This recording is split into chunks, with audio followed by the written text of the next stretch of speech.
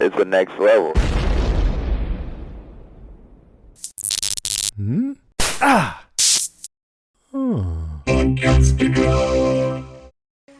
I've been here before. You've been here before? I grew up here, on the island. And there was this thing, this Dharma initiative. And then I moved away with my mum. Just my mum, and I never saw my dad again. And then when I got back to England, I would ask my mum about this place, yeah? But she would say that it wasn't real and that I'd made it up. That's why I became an anthropologist. To find this island again. That's what I've been searching for my whole life. Charlotte. Why are you telling me this? Because I remember something now. When I was little, living here, there was this man, this crazy man, and he really scared me. And he told me that I had to leave the island and never ever come back. He told me that if I came back, I would die. Charlotte, I don't understand. Daniel, I think that man was you.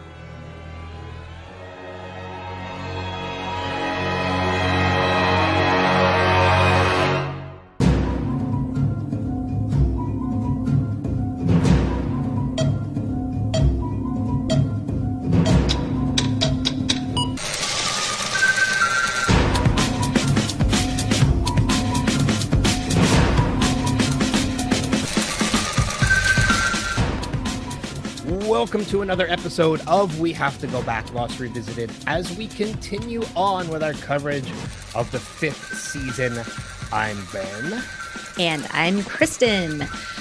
This week, we move forward with our discussion of Season 5, Episode 5, This Place is Death. We're in Johnny Five Alive. What? Oh, Johnny Five Alive.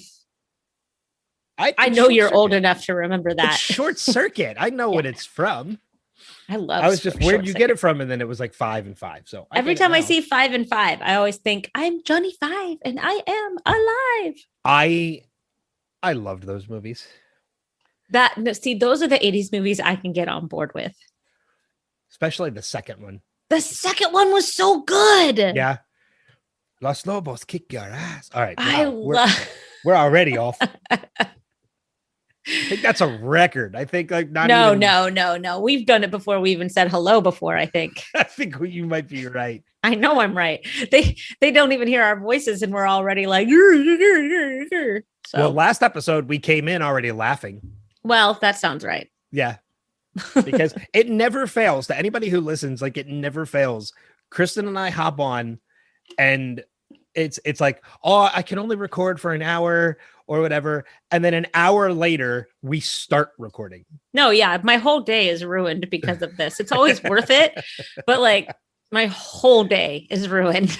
It's just, yeah, it never fails. There's always minimum 45 minutes of banter before we even, and you'd think that would put a tone down or lessen the amount of times we go off trail or off the topic on this podcast. Nope. No, not at all. Listen, I'm not professional. I mean, I took podcasting very seriously when I did Game of Thrones. And you know where that ended me? That ended me pissed off at the end because of that damn show. So you know what? I'm going to have fun with this. Man. I put a lot of work into that podcast. And you know what? You know what Dan and Dave gave me? A crap load of crap. So I'm fine with not taking it as seriously and just having a good time with my good buddy Ben. Yeah, I mean, and that's that's the way we take it every week. And like, I've had a number of listeners like reach out to me. Like I've said before on this show, I think you say it every week. that like I hope people don't mind our banter and how we go off track. And I've had a number of listeners reach out and say like, no, like we love that. Like, because it makes it seem more real. It's not as like formatted and podcast like professional, which I'm totally fine with. No, you know what? We have an agenda and it's like, 2 lines for each of us. And then after that, I don't know why we open it. What we do every time we open it. I think the only reason I ever open the agenda is basically just to remember our social media at the end of the podcast. Mm-hmm. That's pretty much the only reason. Well, and I need to know the episode number. Oh, that too. Yeah. I'm real bad at that. Yeah. Our agenda basically just says it has the episode number of the podcast, the episode that we're talking about, the title of the episode, the fact that it's a spoiler-free, spoiler-full episode, which we'll just mention right now. Perfect. Check that off the agenda. Check it off the list. And then it just says Ben and Kristin talk about the episode. Yeah. And that's it. And other various topics. And then it just says, if you want to contact us, here's how you can do it, yada, yada, yada, which we'll get to that at the end of the episode. And that's about it. So I'm going to stop saying that because nobody wants to contact us. you know what? In all fairness, I actually do think, we can probably stop mentioning the Twitter and the Instagram. Well, we're never on it. And nobody ever really contacts us on it anyway. We don't really post on it. So yeah, we could probably eliminate the people do use the Facebook though. So we'll continue to mention the Facebook and the email. The Facebook. I'm on the Facebook. I'm a boomer and I'm on the Facebook. Do you smoke the pot? The pot. I drink the alcohol. So yeah, I think we can probably eliminate the Instagram and the Twitter going forward. Okay, you heard it here, folks. Episode 79, as it says on my agenda. We're in the middle of a production meeting before we even get to Lost. Like this is, okay, let's get to Lost. Oh, this place is death. Yeah, like how I did that. So we're into an episode where there was actually a number of things I had I know we've mentioned before how we're at a point where there's things we don't remember about the episode. There were 1 or 2 things in this episode I had completely forgotten about. Starting with Rousseau and Robert and that group and hearing the radio transmission broadcasting the numbers. Mm-hmm. I didn't remember that at all. And I don't think there's any meaning to it. Do you know whose voice that is? No. It's Jorge Garcia. It's not, but it's not like canon or something. It's just like an Easter egg. Is it meant to be, so is it Jorge Garcia doing that in a different voice, or is it meant to be Hurley? I don't know, but I know that it's Jorge Garcia's voice. Because it didn't sound recognizable to me. Well, so the first time I watched it, I just watched it. And then I was looking through some of the trivia and it said that it was, the episode before. That's what it was. The episode before in the trivia, because that's the first time that you saw Rousseau. Mm-hmm. They said that it was Jorge Garcia's voice. So I listened for it and I was like, I'll be damned. That's Jorge Garcia's voice. I'm going to have to But you have to listen to it. Yeah, you have to listen to it knowing that that's what you're hearing. Otherwise, it's just background noise. Yeah, I mean, I remember a number of things. Like there's a number of things out there that are like that. Not just in Lost, but like I love little tidbits like that where like you hear a voiceover coming from somewhere and then you find out who it was. And when you go back and listen to it, you're like, oh yeah, I'll be damned. That's who that was. I love Easter eggs just in general. I do too. Here we go. Already off topic.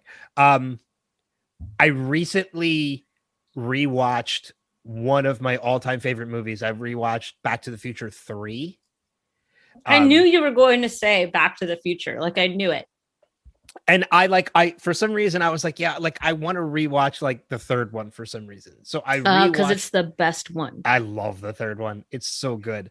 And as much as I love those movies and adore those movies and know so much useless knowledge about those movies, I recently discovered a new Easter egg, and it made me smile so big when I realized it. And I'm like, I just learned something new about these movies I thought I knew almost everything about.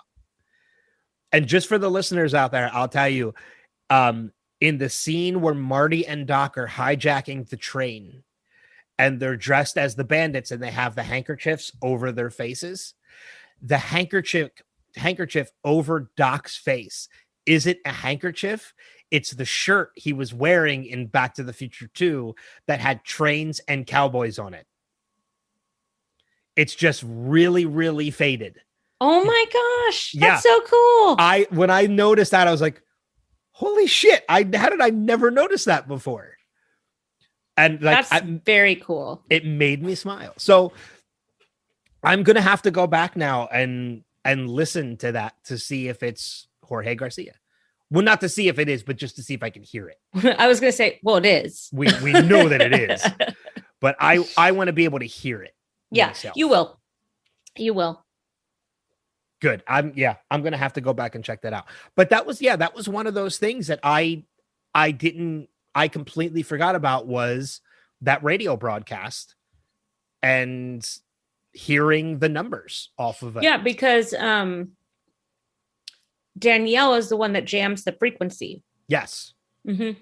And records her own broadcast afterwards. Her français. Well, so yeah, go ahead. I was going to say, staying with that thread, I noticed, so I wanted to ask you a question. Okay.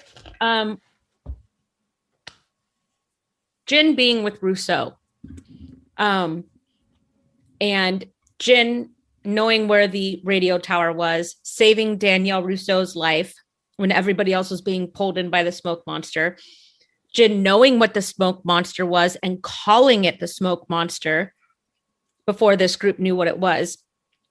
All of this, could this be applied to the same thought process as Locke made his own destiny? Like, because everything that was supposed to happen happens before time skips. Because as Daniel said, you can't alter the timeline. So Jin was there because he was supposed to be there. Yeah, I'm of the Are you same, following me? I am. I'm kind of the same thought process of this was something that was already supposed to have happened. Like, it's Right. kind of like a fixed point in time. Like, But it's fun because Jin doesn't know that. Like, people are just doing what they're doing. Well, Jin doesn't know that, but it also is very interesting as well that, you know, you're right. Like, Jin prevents Danielle from going down into the temple, which we're seeing the temple for the first time in this episode. Mm-hmm. Jin prevents her from going down to the temple, chasing after Robert and everybody else because of she's got the baby. So Jin kind of has that inkling, like, no, you're not supposed to go down there.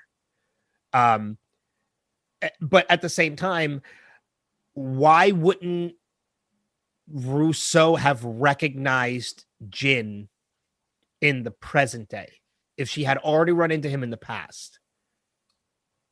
You know what I mean? So, okay.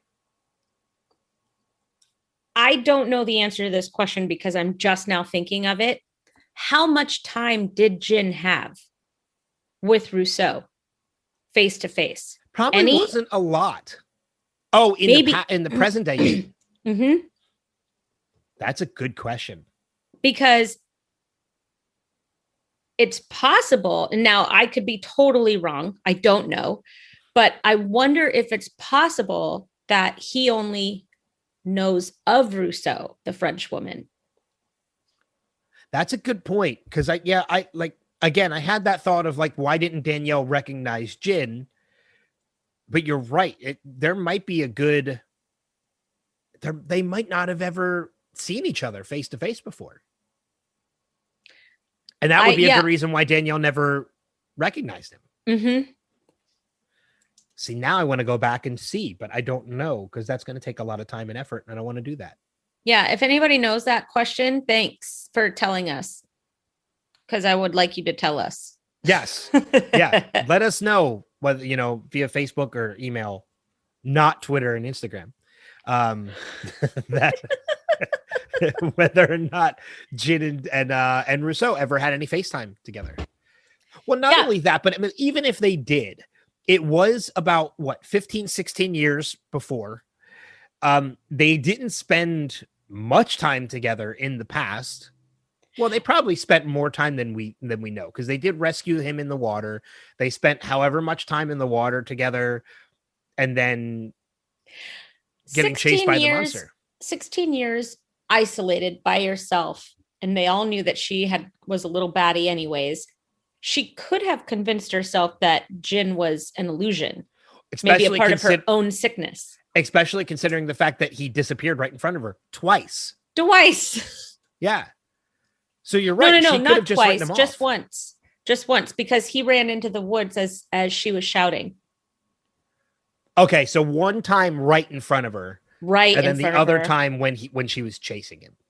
So that second time could have just been written off that he got away. Yeah. Okay.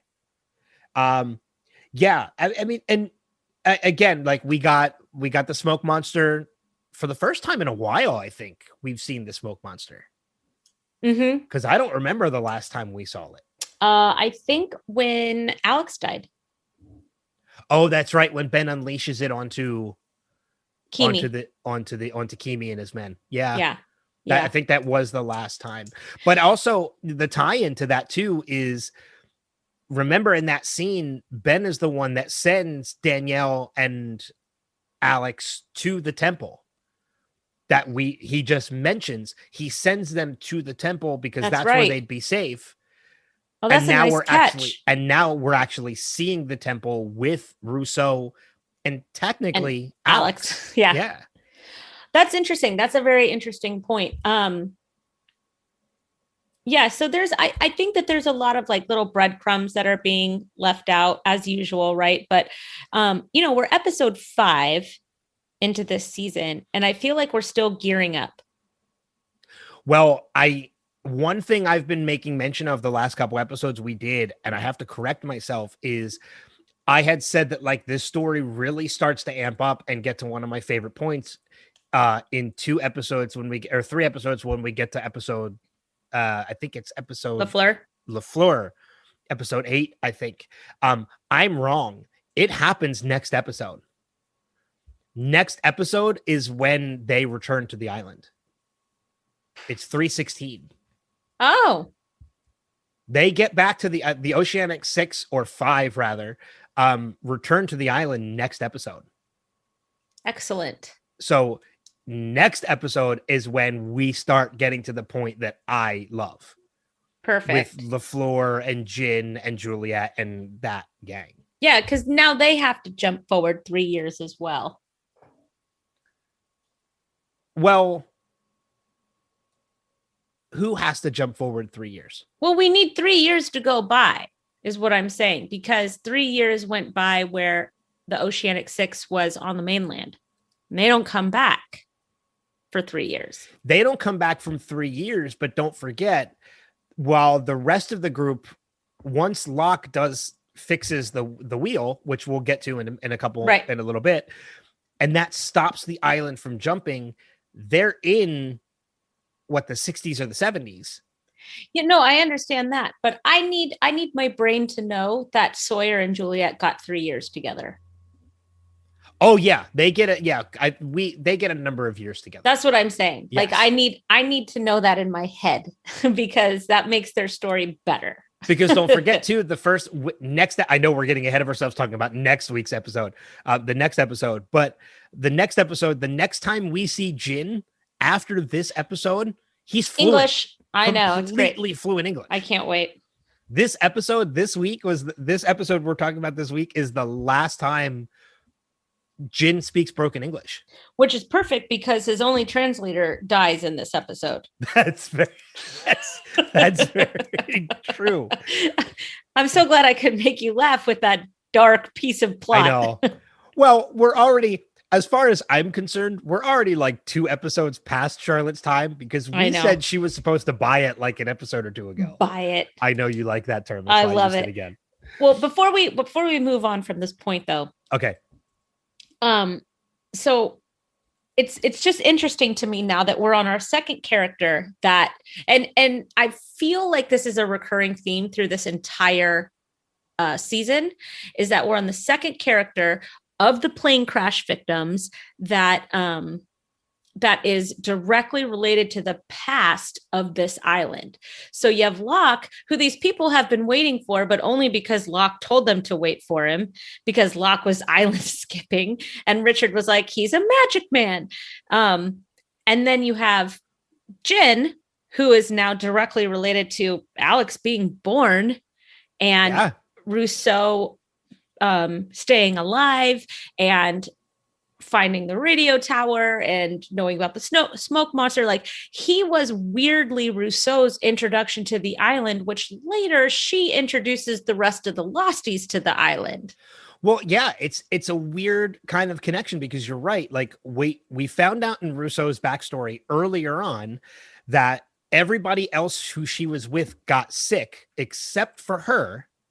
And now we know the reason why is because of Jin. Jin is the reason why Rousseau was the only one who didn't get sick, because he stopped her from going down into that pit. It was interesting that Robert, American, that he tried to kill her. I that's what I forgot about, was that he tried to kill her. But the gun jams, and then she kills him. And it seems to me that she's the reason why everybody died on that island. There are 2 dead bodies next to her, or around the corner from where she was standing. Oh, yeah. I guess it is implied that she's the one that killed the other 2 as well. So maybe she's the one that got sick.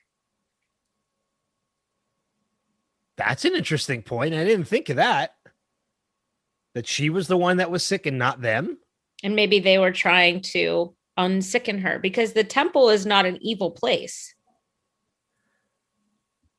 You just kind of like shook my mind a little bit. I seriously never considered the fact that Rousseau was the one that was sick and they were the ones that were healthy. I didn't either until right now. Which kind of turns Rousseau into a much darker character. Like a much, much darker character. Yeah. But again, it's left up to interpretation, because I think this is the last time we ever see Rousseau.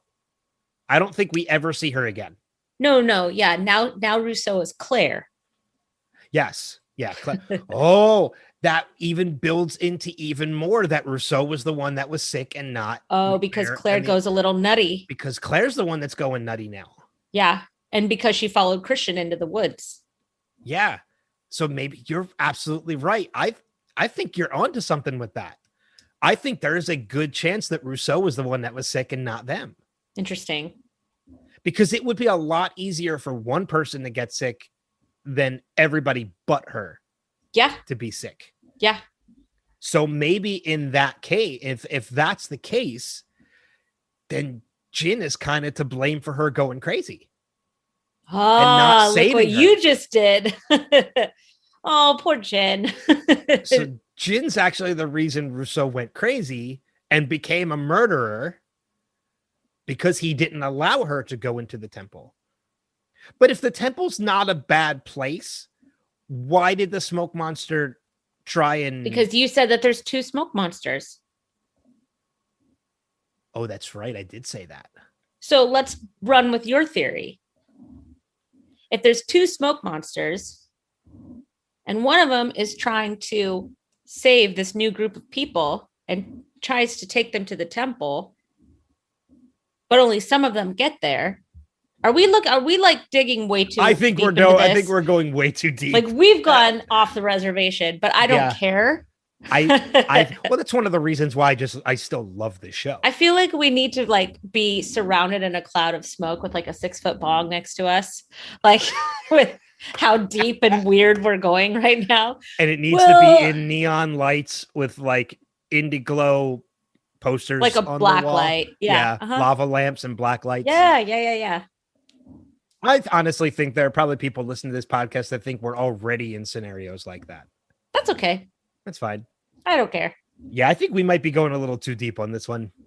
But it's fun to talk about. Starting to make my brain hurt. Well, It is fun to talk about, though. It's fun to theorize, have a thought experiment.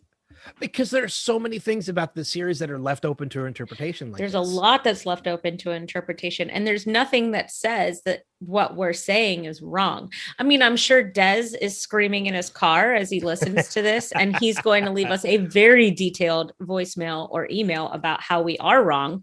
But I think we're onto something here. Well, I mean, see, and this is the other reason, and I'll say this too, for anybody who was like skeptical or like, I have to assume if you're listening to this podcast, it's because you loved the show like we did, and still love the show like we did. But there's so many people out there who constantly complain like, oh, there's so many unanswered questions. I don't really think there are. I think it's more, we're not answering this question because we're leaving it open to interpretation. Like, we want you to decide what, and some people would say that's lazy, but I don't think so. Like, you know what's lazy is rushing a storyline and making it directly opposite of character arcs for 7 seasons. Here we go. Hey, that's lazy. Game of Thrones. That's lazy. No, but I like the idea of some of this stuff is unexplained because it leaves it open to interpretation. Like, especially if we get to do this kind of stuff with it. Like, yeah. So forget all those people out there that say like there's so many unanswered questions. Oh yeah, I already Shut have. Up. It just means that you're not intelligent enough to theorize what's happening. And we are, cloud of smoke or not. Oh, well, okay. What do you have? So I want to start. Not start. We're already well into it. I want to jump back a little bit even before all of this with Danielle and everything, in that we get our first. We talked about this last episode of how Ben is able to manipulate Sun. And we get that in the very beginning of this episode. We talked about like how if you have just that slightest glimmer of hope, it's enough to change your mind. And we get that because the beginning of this episode is Ben telling Sun, Jin is still like your husband. I didn't kill your husband. In fact, nobody killed your husband. Your husband is still alive. That's enough to get me to lower my gun and follow. Yeah. Okay. I mean, especially when he tells her, like, just give me 30 minutes. And then you can kill me. And then you can kill me. Like, if I don't have you convinced, you can kill me. Like, I would absolutely give anybody 30 minutes to try and prove to me that it's, I mean, and not only that, but like we find out by the end of this episode that he's not lying. Like, he's got the proof he needs to convince Sun that Jin is still alive. I mean, and he does it. It's a ring. And it could be any ring. I get that. No, I would know my husband's wedding ring. I would. But that doesn't mean that somebody didn't take it off of his dead body. Well, because, I mean, even look at like the whole scene with Locke and Jin, where Jin wants Locke to tell Sun he died. Like, say I washed up on shore and you buried me. Here's my ring. And that is probably part of the reason why Locke was killed. Well, because Ben knows he needs everybody. And if Sun doesn't... I forget the circumstances around Locke's death. I really remember. Well, I know we're kind of getting a little ahead because that's not for another 2 episodes. Then let's skip it. Let's just stick to this episode. I do remember. It's weird because what I do remember is that Locke is actually about to commit suicide because he feels that's the sacrifice. And in the end, Ben convinces him not to commit suicide only so that he can kill him. Which doesn't make sense to me, but maybe it will when we revisit that episode. Maybe. So, but like, I like seeing Ben give, because I mean, it goes even further into it that like Ben gives Sun that glimmer of hope that Jin is still alive. Right. And like, I'm even more convinced in this episode that Ben, while again is nefarious in the way he does things, I do think he has good intentions. Like, I obviously, I think like when it comes to the people he's trying to help himself, he's always at the top of his own list because he's selfish like that. Right. But I do honestly. But if he can take other people with him, Yeah. then he's fine with that. Like, I do honestly believe he does want to help these people. Well, no man is an island, but God. Like, he does intend to help these people. He just intends to help himself more. Yeah, no, he's not going to stick his neck out for somebody if there's nothing in it for him. Yeah, exactly. So, I mean, and we do see along the way, I mean, I know we're kind of sticking to this whole Ben and Son and Jack. Like, we see, Son take the phone call, talk to her daughter, say, I miss you, come back home, which is really heartbreaking because we know it never happens when you think about it. Mhm. That's the last time she ever talks to her daughter. No, Jiyeon is now an orphan. Yeah. Like, that phone call you don't know it at the time, but that is the last time she ever speaks to her daughter. And it's That's really sad. sad. It's really sad. Again, spoilers. But Kate finding out that Aaron's in the car, going out and getting Aaron, and then she drives off. Saeed is now like things are going to end bad for all of us. And he walks off. So you had 5 of the Oceanic 6 at one point together with the minus Hurley. Mm-hmm. And now you're down to 2. Well, Hurley's coming. Yes. We know they're all coming back together next episode. Well, but Hurley's coming because the lawyer is going to bring him. Yes. And then Desmond is there. Desmond, who shows up at the lamppost. Yeah. I love seeing Desmond. Like, he's like, what are you guys doing here? I was like, oh yeah, yay, Desmond is here. But I liked the scene with Jack, Son, and Ben in the van when they're driving to see Eloise Hawking. Mm-hmm. First off, I like that, Son, you told me this would be 30 minutes. He's like, well, I didn't incorporate traffic. Well, Ben, you're in Los Angeles. The snarkiness of Ben just cracks me up. I love it. But, with Jack telling Son, if he doesn't deliver, I'll kill him myself, because you won't have to, because I'll kill him myself.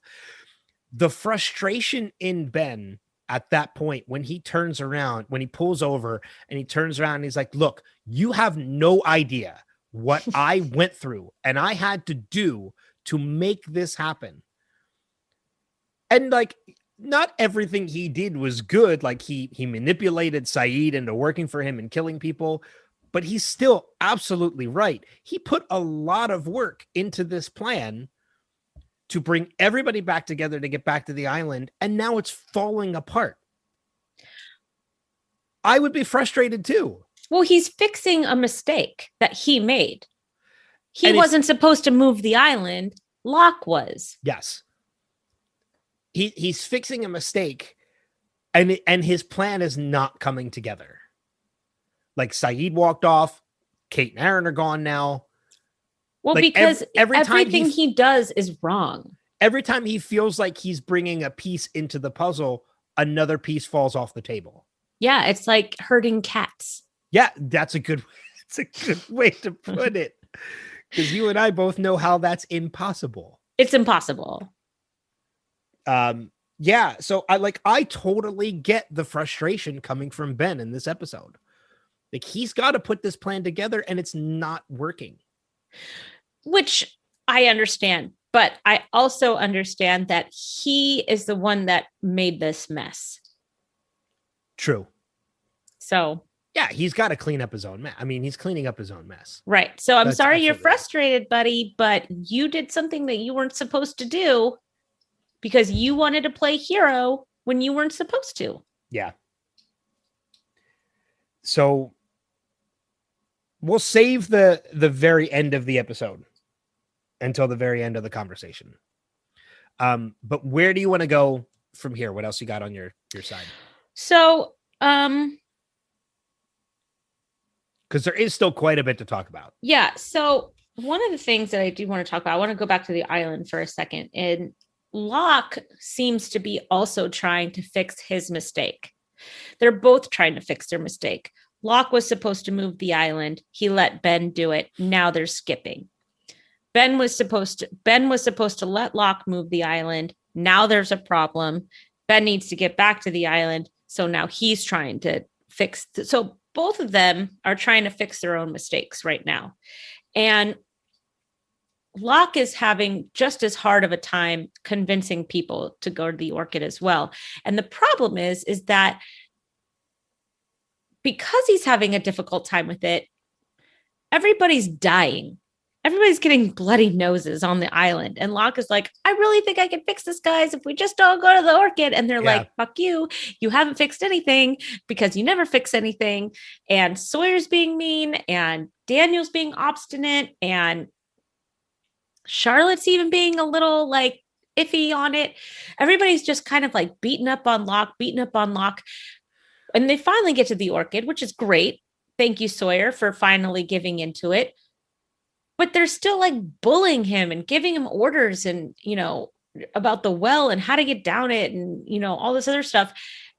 And all of a sudden, out of, this extreme kindness and generosity and wonderfulness of Juliet, she goes, hey, Locke, if this actually does work, if you're actually doing this, thank you.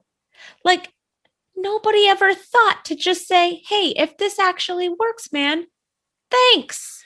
You know what, though? Out of everybody to do that, it totally makes sense that it's Juliet. Of course. It absolutely makes sense that it's Juliet.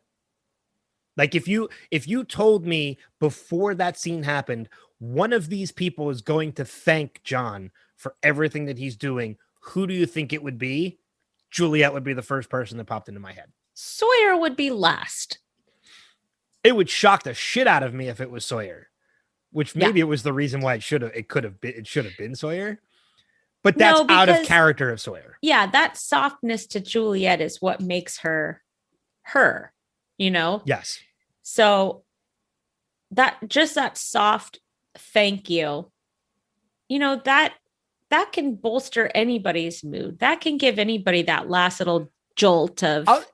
I'll be honest with you. Like, there's so much to what you're saying right now. Cause I can tell you, like, even in everyday life for normal people, not people trapped on an island, like when you're working for an employer and you're working your ass off for an employer and you feel underappreciated or whatever, it's amazing how much a thank you from a supervisor, how far that goes. Yeah.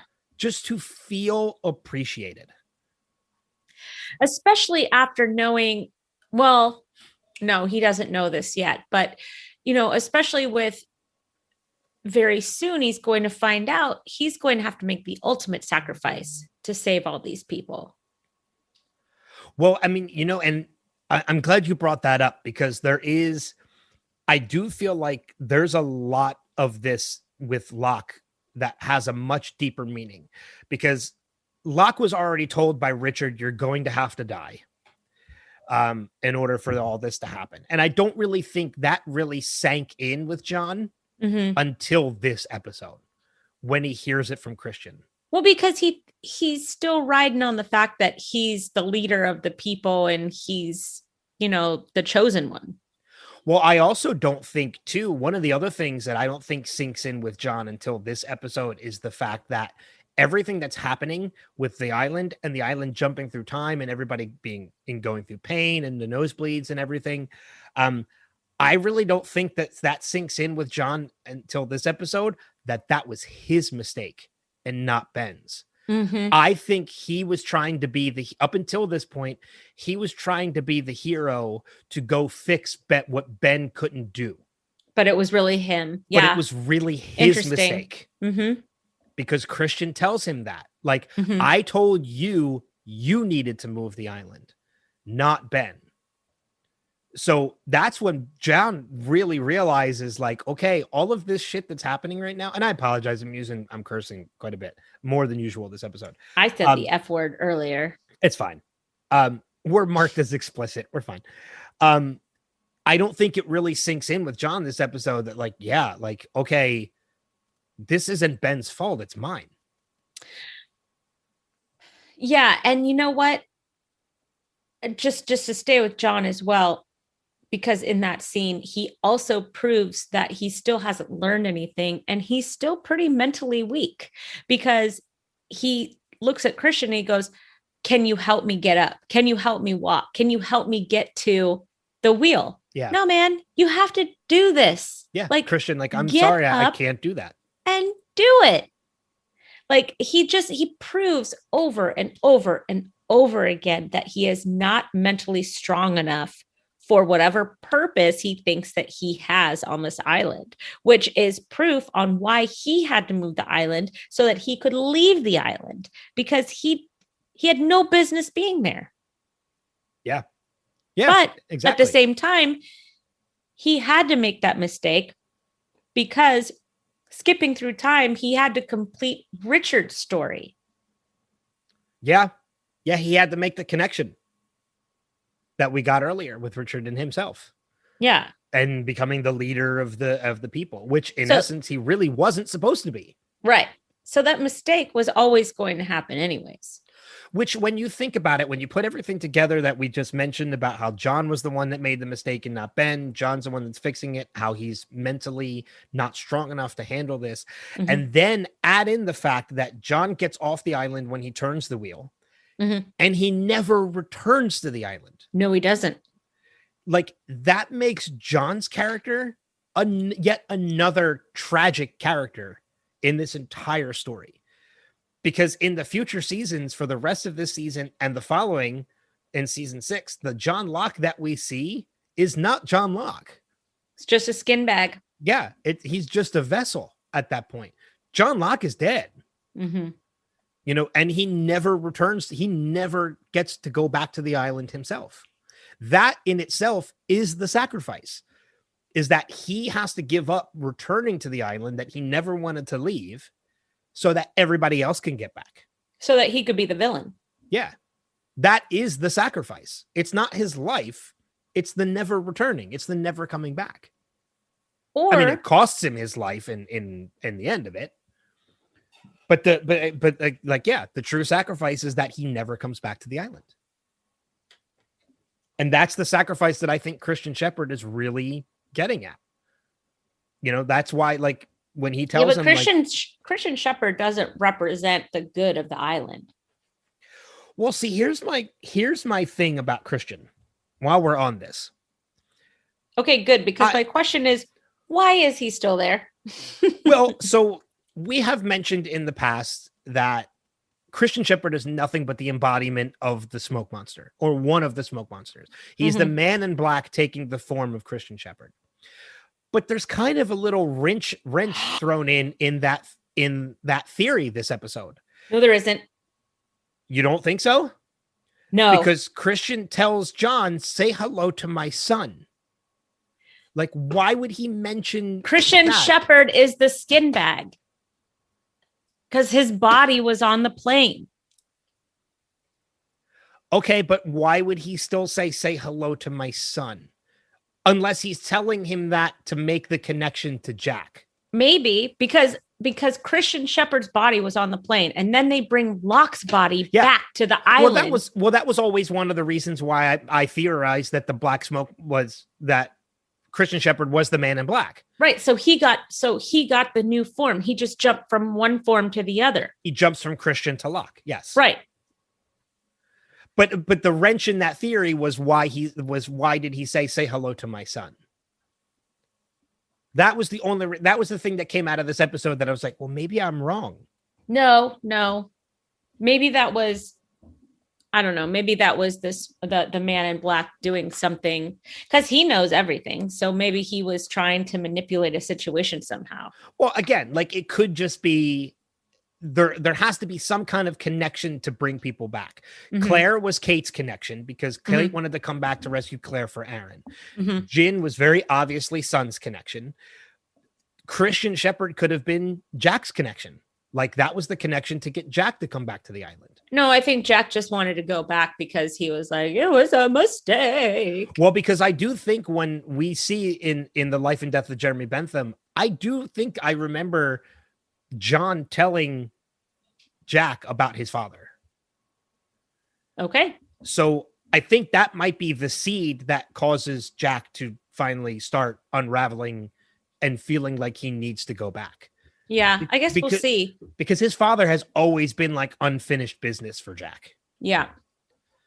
But then that leaves like, okay, then what's the connection for Hurley and Saeed? What's their connection to get back to the island? I don't know off the top of my head. Maybe it'll be revealed as we progress forward. So maybe that's just it. My theory still stands that Christian Shepherd is I like the term skin bag. Yeah. Well, what is it? What was that show? Rima covered it on Strange Indeed. Altered Carbon. Oh, I never saw it. I think that they used the term skins, Okay. but I think it's like the same thing. But skin bag, yeah. Well, it's a skin bag. But yeah, but An that Edgar means- suit. An That's Edgar suit. an Edgar suit. I like that. Yeah. It's a Christian suit. Yeah, I mean, that's always been my theory that Christian is the Man in Black. And then it makes more sense, like you said, that he just swaps. Yeah, but I suits. guess I always thought, because I couldn't understand why he was manifesting to John as Christian. I understood why he was manifesting as Christian to Jack and to Claire, but it was to John that always hung me up until just a few minutes ago when I realized he was the body on the plane. So it made sense. Okay. All right. Fair enough. I'm a little slow. No, it's a perfectly good realization to come to because the look on your face was priceless. Shut up. I know listeners obviously didn't get to see it, but the look on your face was priceless when you realized that John was the skin suit. No, I knew that John was the skin suit.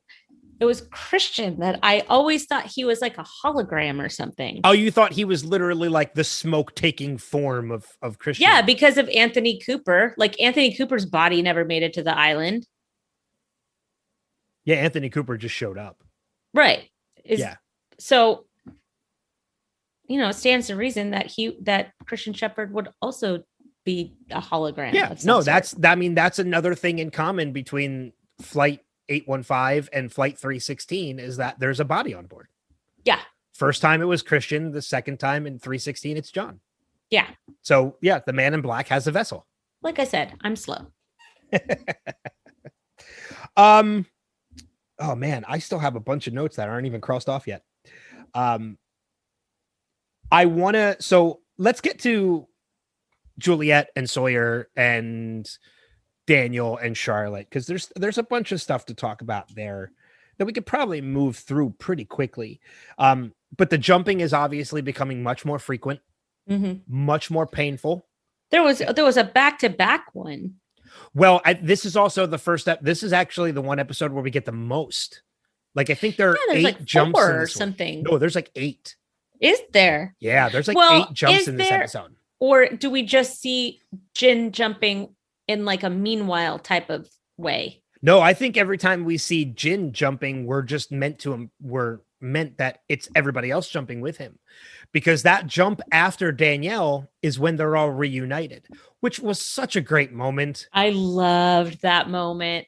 With like the look on Sawyer's face when he realizes that it's Jin is so priceless. Well, he didn't have anybody with him. He was the only plane survivor that was there. Yeah, because everybody else was either the science team or Juliet. I mean, that would be like seeing my home. You know what I mean? Yeah. You're like, oh, yay, it's my brother. Well, not only that, but like you were meant to, like, Sawyer also thought that Jin was dead. Yes. So not only are you seeing a familiar face, it's a familiar face you never thought you'd see again. Right. Yeah. So realizing that, Jin is still alive, like the look of happiness on both Jin and Sawyer's face. Yeah. I love that moment so much. Well, those two have really been through a lot too. Yeah. They were part from of the Team raft Raft. to Team Raft. I like that. And obviously like I said, we're seeing the jumps becoming more painful. Juliet, we know, had a nosebleed, I think, last episode. Now Sawyer has a nosebleed. Now Sawyer has one.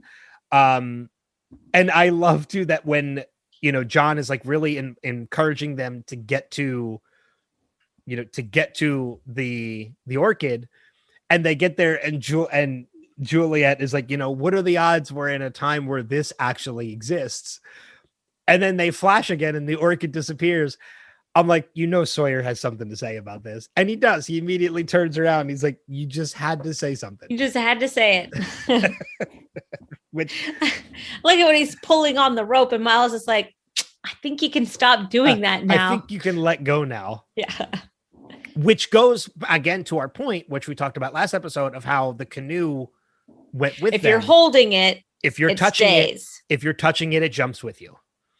And that's what happens with the rope. But he was leaning against the well. The well should have then stayed. But I think the well was a structure in the ground.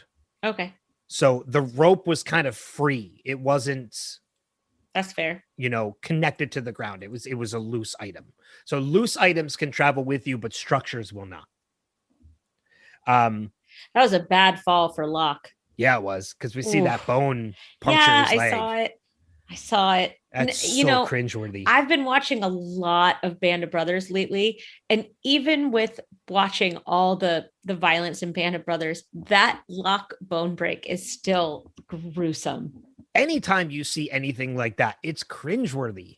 Yeah, because they're your bones, man, and your bones are supposed to stay inside your body, behind your skin, behind your muscles. Like, your bones are not, you're not supposed to see them. They're not supposed to do that. Yeah. I just want to know that my bones are there. I don't need to see them to believe them. I do like, though, they throw a real quick exposition into this scene with the reunion between Jin and Sawyer. Oh, yeah, where it kind of cuts to Daniel and Miles, where Daniel's like, well, he must have been jumping through time with the rest of us. Yeah. And it's kind of like, all right, there's a quick explanation as to how Jin is there, and he survived. He was jumping just like everybody else. Yeah, but he was just unconscious. Yeah, because he didn't. That's how he didn't realize everything that was going on. But he still has dried blood on his nose. Jin does? Yeah. Could that be more chalked up, though, to the running through the woods, escaping the black smoke monster? I don't know. I didn't really pick up on the fact that he had that. I'm gonna have to look now. Yeah, I'm pretty sure he did. I'm pretty sure he did. I'll take your word for it. He did. I'll take your word for it. All right. I mentioned Jin's lie to Locke to Sun, or Jin's explanation to Locke on how to lie to Sun.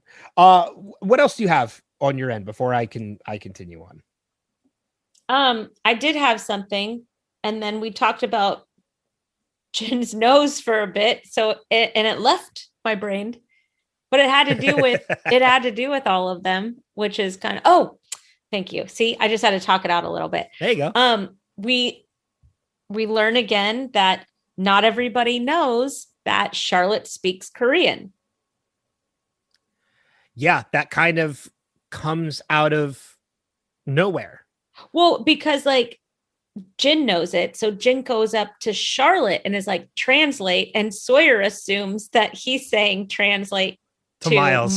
And Miles like, I'm from Encino. I'm from Encino. Which always makes me think of also Tom Haverford going, I'm from South Carolina. Yeah. I've never been to India. Yep.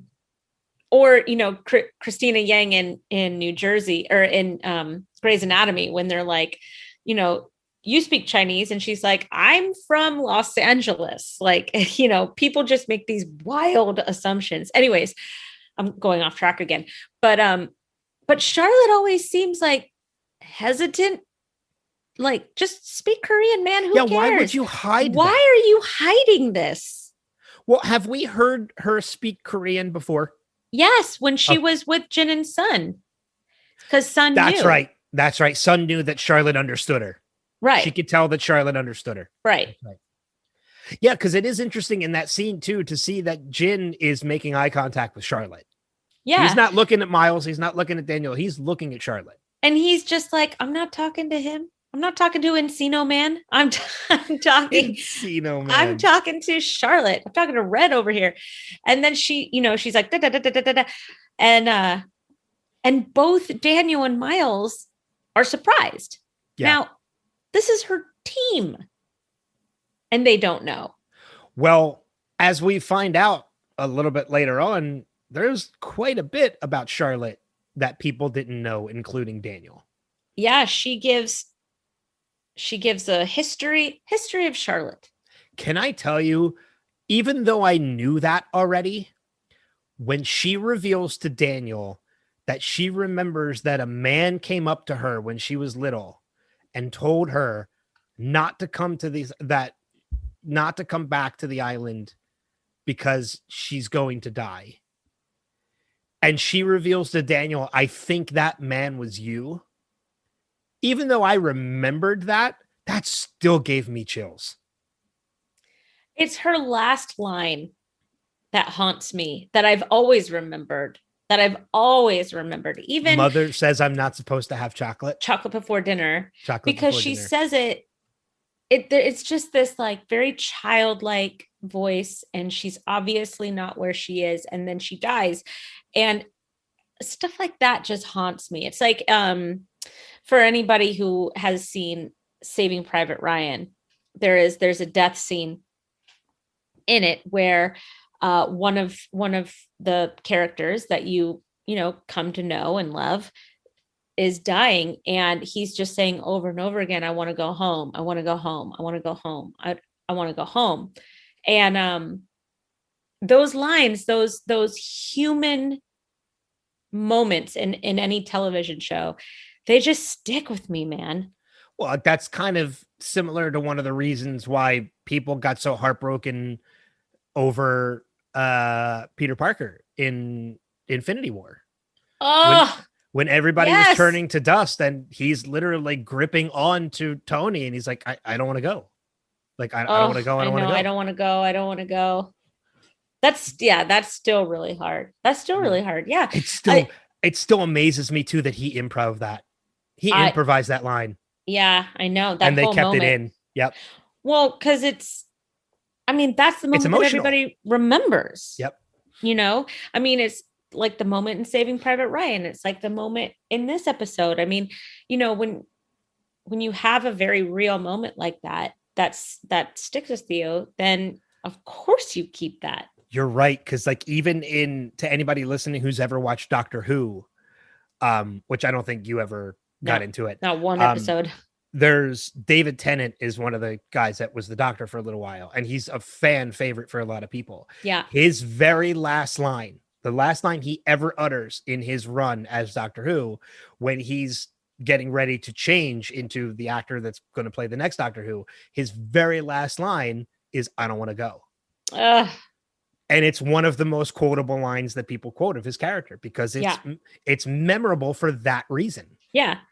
Because it's human. Yeah. And no matter who you are, no matter how cold or dark or unfeeling you think you are, we're all feeling people. We all feel things. I mean, maybe not sociopaths. Well, but they're sociopaths. I laugh, but that's truth. But they're sociopaths. So if you're not a sociopath, you feel things. And if you are a sociopath, just stay out of my way. But yeah, I mean, like, and I'm glad we're talking about Charlotte now, because this is the last time it's not the last time we're going to see the character of Charlotte. Right. It is the last time we're going to see Rebecca Mader as Charlotte. But you're right. Those last words carry with you. But this really is the truest sense, and kind of for Charlotte, of her life flashing before her eyes. Yes, absolutely. 100%. Because she's reliving all these moments of her life from, mother says I'm not supposed to have chocolate before dinner, which are her last words. At one point she says, oh, turn this up. I love Geronimo Jackson. I love that part. So the producer's throwing that Geronimo Jackson back into there.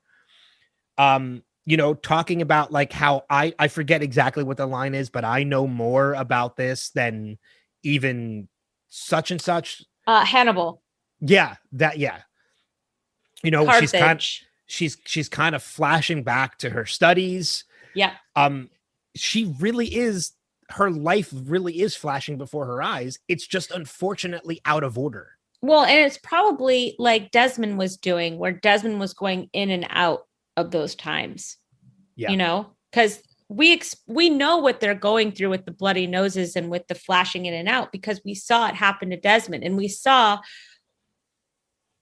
what it was doing to his brain and what it was doing to his life. And he was dying until he was able to find that constant. You know, so I love it that this episode, that this death has already been set up for us, because we knew that it ended in death because of the short circuit actor, the doctor. Short circuit actor. Because he was saying his name is Fisher Stevens. Okay. Because Fisher Stevens eventually dies, right? And Desmond is like, well, I don't want that to happen to me, so I have to find this constant. So now we're watching it happen to all of these guys with the time that's skipping the way that it was happening before, except it was happening for everybody. So it's like, we've been breadcrumbed into this. We know what the end result is going to be. We're Daniel, right? Because Daniel knows how this is going to end. And all Daniel wants is to end this. And so that's why he got Desmond. He's like, go to Oxford, find my mom, blah, blah, blah. Yeah. Well, I mean, and correct me if I'm wrong, because I don't remember. I did only watch the episode twice. Only twice. Is this the episode? I forget, because I might have glanced away from the screen as I was watching. Is this the episode where Charlotte disappears in front of Daniel? Mm-mm. So that must be next week then. Mm-hmm. Because there is an episode where I think it is next week. I think we get to see one more time jump. Mm-hmm. Because the time jumps one more time after Locke fixes. And because she's dead. And because she's dead, she doesn't jump with him. So she literally disappears from in front of Daniel. Like with Danielle. Yeah. Daniel and Danielle. Which is heartbreaking for Daniel's character. Mm-hmm. Because not only did he just have to witness her die, now she's gone. Physically gone. She's completely gone. Like, he can't even bury her. Yeah. Like he had no choice but to leave her behind, because that's what time did. It's weird for him to say to little Charlotte, don't come to this island because you'll die, because he knows that you can't alter anything. So that must have been like a desperate attempt. Yeah. Or he did it because he was told that he did it. Well, but not only that, but like, here's the weird thing about that too, is like Daniel is the one person who said to like Desmond, like, you can't change things. Like, this is stuff that's already meant to happen. Mm-hmm. So you're right. For Daniel to have told Charlotte, do not come back to this island, even though he probably knows in the back of his head, like, I can't change this. Like, this is destined to happen. Right. That you're right. That shows his desperation. Mm-hmm. Like, he's willing to say, like, I have to try. Yeah. Right. But in a way, in the same instinct, we were talking about Jin and Danielle, about how Jin was the one that either saved her or caused her to go crazy. Mm-hmm. Daniel, in some way, could have also been the one that is the reason why Charlotte came back to the island. Right. Because the island was the reason why she became an anthropologist. Yeah. She had this memory of this person who told her not to come back. So this island just creates a whole bunch of doomed people. Pretty much. It's like history repeating itself. It's like this whole life lesson on not learning from history. I mean, if you think about it, Daniel is the reason why she comes back to the island and dies.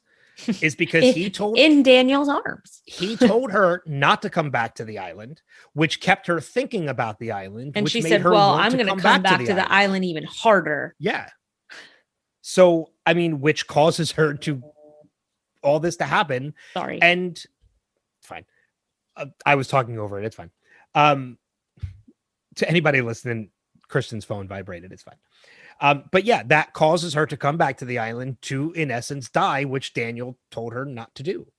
So Daniel is the reason why she dies, which is heartbreaking for both Charlotte and Daniel. So Jin, Daniel, and Locke are just basically completing their circle Pretty in much. this episode. Yep. Interesting. Yeah.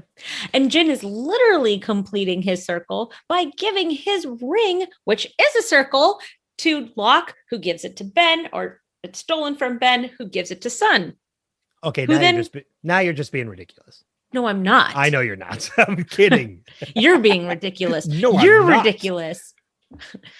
I am indignant as a consumer. God. I think that I can really make just anything a Friends reference. I know, especially after the reunion. I think that really, unless you have anything else, I think that really just leaves the end. Yep, I got nothing else except Eloise Hawking. Eloise Hawking, and confirmation, if you didn't already figure it out by now, that Eloise Hawking is Daniel's mother. Is not only a rat. Yeah. She is Daniel. I mean, you could already kind of put it together at this point, but it's pretty confirmed when Desmond says, so you guys are here to see Faraday's mother as well. And they walk in and we see Eloise Hawking, who Ben already knows, but Desmond now realizes this is the woman that sold me my wedding ring. Oh, golly. So Desmond, another ring coming full circle. See? You get it. Desmond has a connection to Eloise already as well. So, or does Eloise know about Desmond and puts herself into Desmond's path? Probably. That could also be the case. Very, very. That's more probable than the other, random connection. So is this, I don't think it is. Is this the first time we're hearing the name Eloise? Yes. Okay, so this is No. It's the first time we're hearing the name Eloise with this particular character, but we've already heard the name Eloise when she was younger. We heard Ellie. They call her Ellie in the past, not Eloise. So that's why I was asking. Are you sure? Yes. That's why I was asking, is this when we can finally put together that Ellie is Eloise? Well, yeah. I mean, yes, this is the first time that we learned that she is Eloise Hawking. Yes. Because that's also known as Ellie. Yeah, that's why I was wondering if this is the first time we're hearing the name Eloise, because if it is, then it's easy to put together that Ellie is Eloise. If it's not, then we could have put together, hey, maybe Ellie is this Eloise that we met earlier. So that's what I'm trying to remember, is whether or not we heard the name Eloise before. I know we've heard the name Hawking before. I think we've heard Eloise before. It's the name of Daniel's rat. Well, not only that, but I think when he said, go to my mother, Eloise Hawking. Yes. Yeah. So we have heard Eloise before. Yeah. Okay. So in the wiki, her profession is jewelry store cashier, leader, the others, general manager, the lamppost. The lamppost. Which, did you notice that there is a lamppost outside of the church? And they zoom in on it. Yep. And my dumb podcast brain was like, it's one if by land, two if by sea. Okay, but the island is on a sea. So am I going to see another one? Because there has to be a reference to this, right? Well, one if by land, two if by sea. Why else would they show this lamppost? Because the station is called Kristin. The lamppost. You should have seen my brain. My brain was smoking, I'm sure. I think that's all. I mean, and then, last words of the episode, Eloise saying, saying to Ben, I thought I told you to bring them all back. And Ben, like, this is all I could get. And she's like, well, I guess it'll have to do. Let's get started. Let's get started. And boom, lost. And we're out. Yep. So, which is going to lead us into the next episode, which is everybody getting back on that plane. And everybody was kung fu fighting. And I think the episode, I know we're getting ahead, but the episode ends with them. Oh no, I think this episode starts with them waking up on the island and seeing Jin And then it flashes back to everything leading up to that. I don't think we see LaFleur until LaFleur. I guess we'll see. I mean, I'm excited to. I'm probably going to end up watching this as soon as we're done. Oh, the next episode? Yeah. Which is 316. 316. Yep. Yeah. Yeah, the flight, which is the flight number to get them back. You've said it like a million times. I know, and I forgot. Sorry. The next couple episodes are really good. Yeah, I like this season as a whole. It's very good. I mean, 316 is a great episode because it gets them back to the island. The life and death of Jeremy Bentham is great for just listen to the title of the episode. The Floor is a great episode. Namaste is like, oh, the rest of the season is so good. It's very good. It's so good. It's such an underrated season. But yeah, I'm looking forward to continue to getting into the rest of the season. Mm-hmm. But any other final notes on this episode? Nope, I'm good. Yeah, me too. That leads us to feedback, in which our friend Steve, as always, has left us a great piece of feedback, which we're going to play. But before we do that, there are a couple ways now. There's one way. Two. Okay. There's two. Here. Okay, guys, write it down. Go ahead. You can either go to our Facebook page at facebook.com, Lost Revisited, or you can email us at lostrevisitedpod@gmail.com. And if you want to leave us a message, then record yourself and send it to our email address. That's it. There you go. And I'll just throw in, like I have been recently, that we appreciate any reviews that you leave because they help us out. They help the podcast get noticed by more people. So leave us a review on Apple Podcasts or whatever platform you're listening on that lets you do so. But don't be mean. I think the time is over for people to be mean. If you like it, thank you for the review. If you don't, then go find another podcast. And I'm sorry to see you go. Agreed. I'll back you up on that one. But there's no reason to say anything mean. I mean, if you think we're wrong about something, be respectful about it and tell us. We definitely want to know if you think we're wrong about something, but be respectful. Yeah. But I've seen on reviews, and I'm not talking about, I don't read reviews anyways for anything that I do because, I can't do that. But I've seen people be mean to like Karen from Walking Dead cast, who is one of the most delightful human beings on the planet Earth. And people make fun of her and they say terrible things about her on the reviews. And it's like, that has nothing to do with the podcast. You're just being a jerk. Yeah. So I don't know. We had a lot of years of mean. The past couple of years, people have been awful. And I think it's time to just stop being awful. I agree. I mean, we had, when I was covering The Stand with Rima on Strange Indeed. Yeah. Amber Heard was in the show, and Amber Heard is a very polarizing character because of her relationship with Johnny Depp. And Rima and I did our best, and very successfully, to kind of separate Amber Heard, the actress, from Nadine, the character. That must have been difficult too. And it was at times. But there were a couple times where we were getting feedback from people like completely ignoring the character Nadine and saying how much of a deplorable human being Amber Heard was. And it got to the point where I literally spoke up on the podcast. I was like, please stop. Like, we're not going to play it. We're not going to play it. We're not going to read it.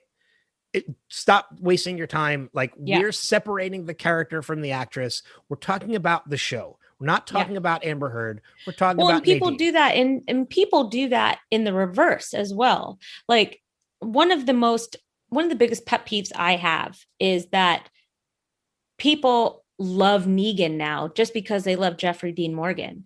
And Negan is a terrible human being character who needed to die many seasons ago, but he's a fan favorite because they love the actor. Well, the actor is not the character, people. And that bothers me because I can't wait to watch Negan die. I hope that Maggie cuts off his head and feeds it to animals, feeds it to dog. Well, you and I are a little indifferent on this one because But- you and I completely disagree that Negan has gotten a little bit of a redemption. No. You He don't think he killed has, and I Glenn. feel like no, he he has. killed Glenn. Glenn was a family member. And if the person who I hold responsible for my own sister's death were to come up to me and be like, well, I'm a better person now, I'd be like, I don't want you around me. I Like get it. ever. Yeah. You know, Again, But- it's just a difference of opinion right. between you But and then I. there's people also who hated Eugene when he was being annoying on Walking Dead, and he was getting hate mail for it because Oh, people couldn't separate it. Yeah, Or Josh people- McDermott was getting a lot of like hateful emails. Right. Or and Wyatt Russell with his portrayal of his character on Falcon Captain Winter America, or Yeah. you know what I'm talking about. So it's like people in general just can't separate anything. They just have to find a way to be mean or be toxic or be negative towards everything. You know, I'm very, very judgmental on anything Game of Thrones. I should probably stop hating that. I can't because it's garbage. But, you know, I mean, there comes a time where we have to stop. Yeah, I mean, and that's like you know, great Game of Thrones is another great example because oh God, what's his name? Jack Joffrey. Jack Gleason. Yeah. Yeah, Joffrey. One of the most deplorable characters, like of anything in the history of television. in the history of television. But Jack Gleason is one of the nicest people you would same ever with Ramsey. meet. Well, same with Ramsey Bolton. Yeah. He's such a nice guy. He and and I can't say his name because it's like Ewan something, and I apologize. I would murder his name and it would not be well. But him and Alfie Allen Yeah. are like best friends, which Yeah. you can't wrap your mind around because they're both incredible actors. They're good at their job. And you have to be able to separate the two. Yeah, And some people have trouble doing that. But, you know, on the same token, I can't watch anything with Tom Cruise in it. Well, because And of people certain can things separate you- that. I can. can't. I Yeah, enjoy right. Tom Cruise, the actor. Right. And I can't separate that. So, you know, I'm a complete hypocrite, but it is what it is. Well, but you also wouldn't write Tom Cruise nasty letters either. Yeah. I just or ignore it. or threatening tweets. Yeah, exactly. There's plenty to watch that does not include Tom Cruise. I still think you're missing out on the Mission Impossible movies, but we could talk about that later Okay. because those movies are fantastic. Anyways, back to feedback. So that that gets us to our feedback from our buddy Steve. So we will go ahead and we'll play that now. Hello, Ben and Kristin. This is Steve, and this is for This Place is Death. Actually, there was a submarine. Blonde guy is kind of a dick. How long has it been since we saw the smoke monster? When Alex was killed, right? And Ben used it. So I don't remember when that was. Now we know how Rousseau lost the rest of her crew, because there's no way that guy was alive. He would have been down there hemorrhaging from that. The arm was pulled out right of his socket. So it was the thing mimicking him, right? But now Jen's leaving, so it doesn't matter. Is this our first sighting of the temple? Oh, that's right. She had killed him or something like that. They got sick. I don't remember the story now, but I guess they survived that going into the cave. So Charlotte didn't die last week. She's okay now? She just said the name of the episode. Mic drop. And for the spoke too soon category, Juliet. Chills. I just got chills with her telling that whole story. Technically, he does keep his promise because he's not the one that brings Sun back. Oh, there's the proof that Ben has, right? Oh. Miles and I, we just said it together. Hey, that explains why the catamarans went with them when they traveled when they were on the water. They were touching the catamarans. Sawyer was touching the rope, and that's why the rope traveled with them.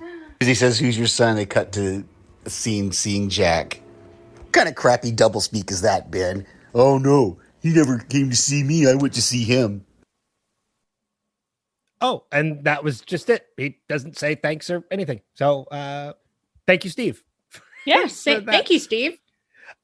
There is a term now for this kind of feedback that Steve leaves. Okay. Because Steve leaves this similar kind of feedback for other podcasts, good friends of ours too. It's called live Steving. Who coined that? I don't remember. I think it was our friend Paik. I love that.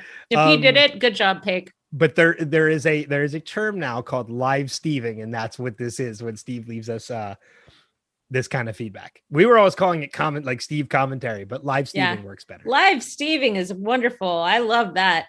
Yeah. But that needs its own hashtag. Hashtag live Steving. Yeah, a couple good points. He got the this is the first time we're seeing the temple. I think you were a little confused, Steve, when you said like that guy was hemorrhaging from losing his arm. Maybe he just took the form. That was a different guy. That we never see that guy again after he goes down into that cave. Yeah, he did. Yeah, we never see him come back up. The guy that we see Rousseau facing is Robert. So completely different guy. We never see that guy again. But thank you for the feedback as always, and we encourage everybody else to leave us feedback when you have it. That leads us into our recommendations for the week before we get out of here. What have you got for the listeners this week? I have a bunch, actually. Go for it. I am listening to Barack Obama's book, A Promised Land, right now. I own the physical book. I haven't started it yet, though. The audiobook I'm going to recommend because he is the one that narrates it. And he tells that story so well. It's very, very engaging. And you really get a sense of who he is and why he's writing the words that he's writing. And I really think that it's the way to consume that book. So for anybody that's interested in that book, the audiobook is fantastic. It is 29 hours long. So buckle in. I think I'm looking through my books now. I do have it. I have the audiobook of that. Okay. Turn it on. Yeah, it's wonderful. And you can have it on in the background. And, look, I'm a big fan of Obama. I think that that's not a surprise to most people. His voice is very comforting for me. So I turn him on, I turn on the book, and I work in my office, and it's just, I kind of laugh along with him, or I get mad with him, or I, can empathize with him, and you can hear his struggle. And because he really struggled with even running for president. And anyways, I recommend it. Anyways, yeah. I have a few. Another one is if you're in the mood for just a rewatch of something old. My husband and I are rewatching Band of Brothers right now. Recently, we did have the anniversary of D-Day on June 6th. And it's a very perfect miniseries. It's perfectly done. If you've never seen it, I just go and see it and just watch it this weekend because it's fantastic. If it's been a while, it's fun to revisit. You'll be surprised how much you don't remember because this is my third time through and there's a lot I still don't remember. Last night, my son wanted us to watch Mitchell's versus the Machines. I keep hearing great things about it. Fantastic. I need to watch that one. Fantastic. It's made by the same people that made Into the Spider-Verse. And you can tell. It's got a lot of similar elements in the animation.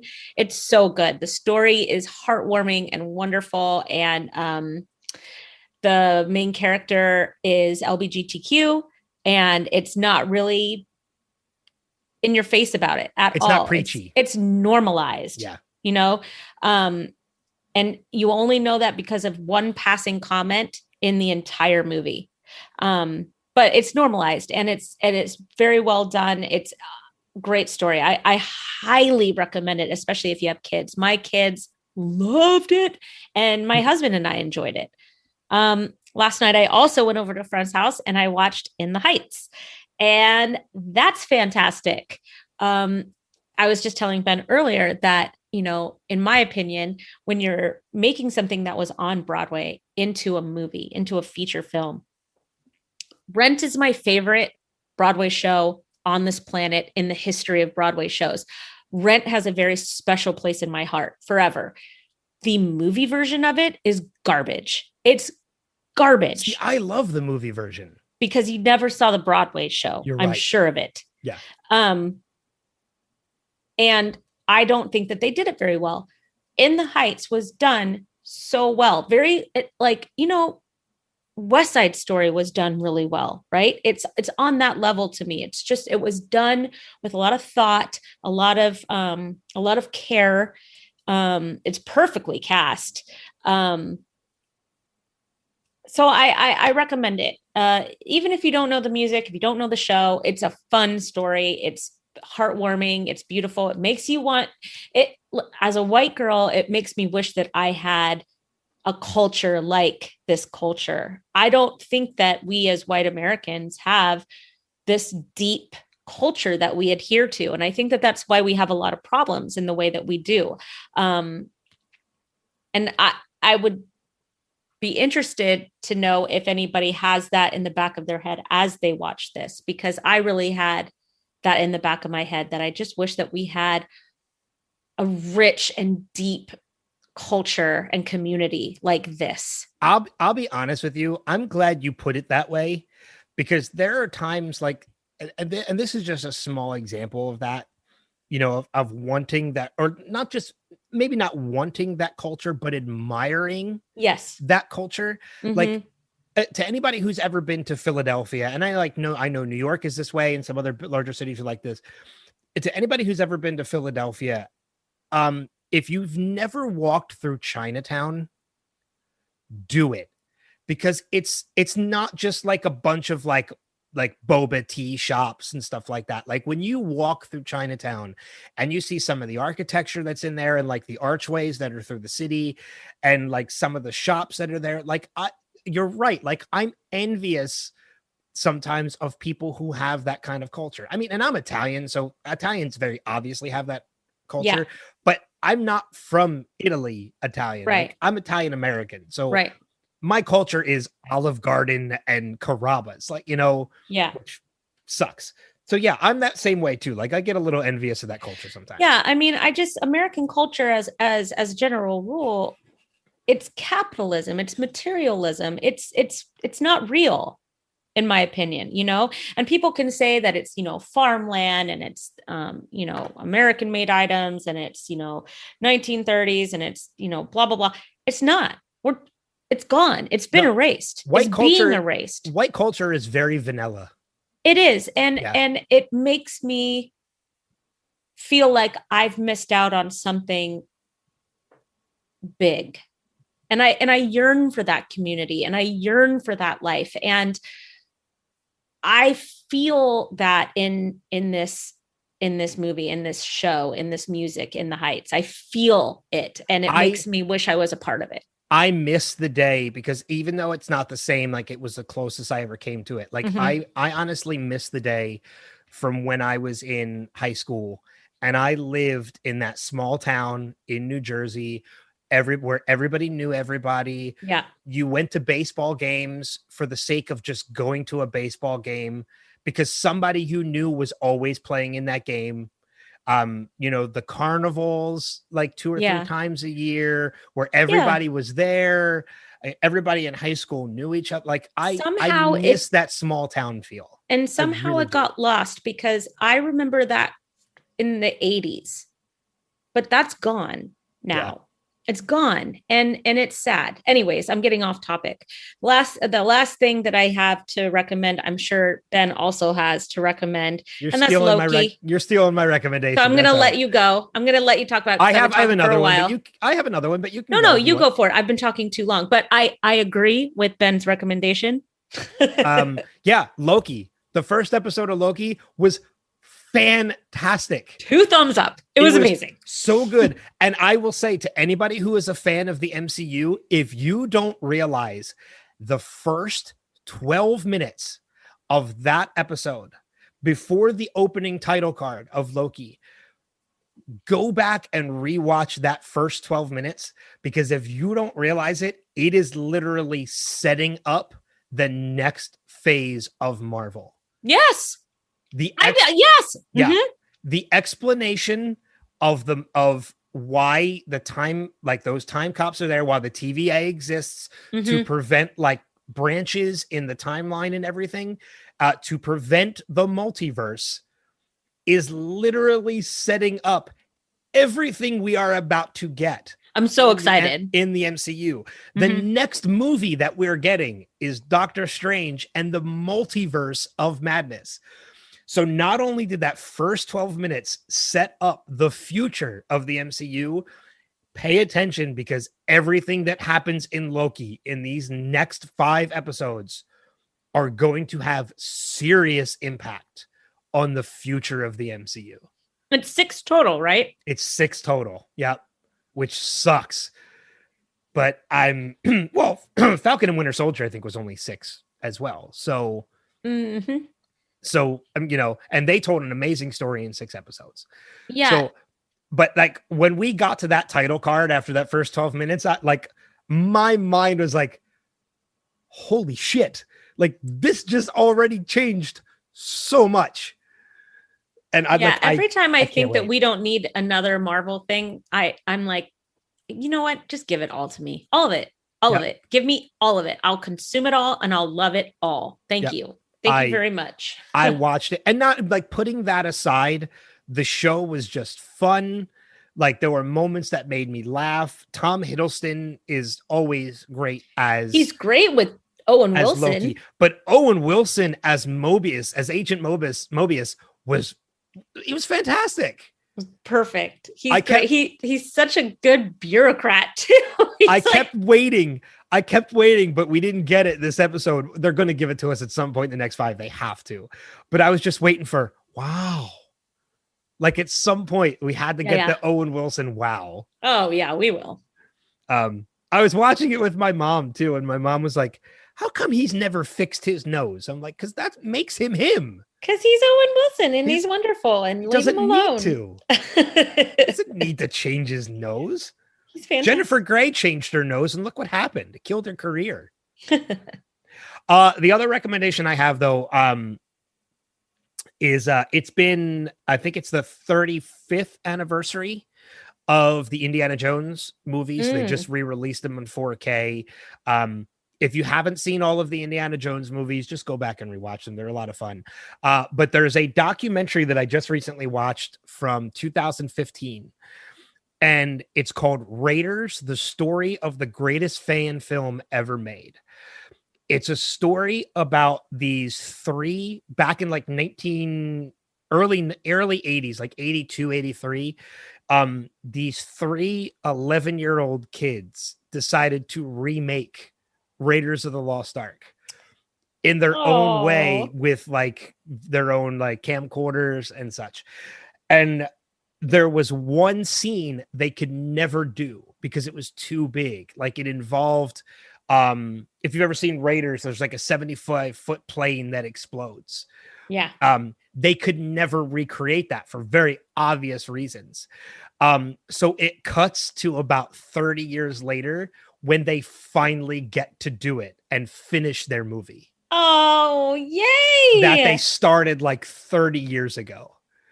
It's such a great documentary. It's so heartwarming. And there's a bunch of people like John Rhys Davies from Raiders of the Lost Ark is in it. Ernest Cline, who wrote, Ready Player One, like he's in the documentary. Eli Roth. There's so many there's so many people out there. And then if you can find the film, watch the film. It's literally an entire recreated Raiders of the Lost Ark with kids. That is so cool. Made from their own, like in their own backyards. And oh god, it's such a great documentary. I loved watching every second of it. Oh, cool. That's a great recommendation. So, and I think you can find it on Amazon. I'm not sure where else. It might be on Netflix. I'd have to check. So, but it's a lot of fun. It's called Raiders, the Story of the Greatest Fan Film Ever Made. But I think that's going to wrap it up for this episode. Any final notes from your end? Nope. I'm good. Cool. With that being said, next episode, we're talking season 5, episode 6, 316, which is a Jack episode and really starts to kick season 5 into gear, which, if it hasn't already. Yeah. But until that time, thank you as always for listening, being a part of this, being a part of the audience, and the We Have to Go Back family, if you will. But until next time, we'll see you guys further on down that rabbit hole. Take care. Bye-bye.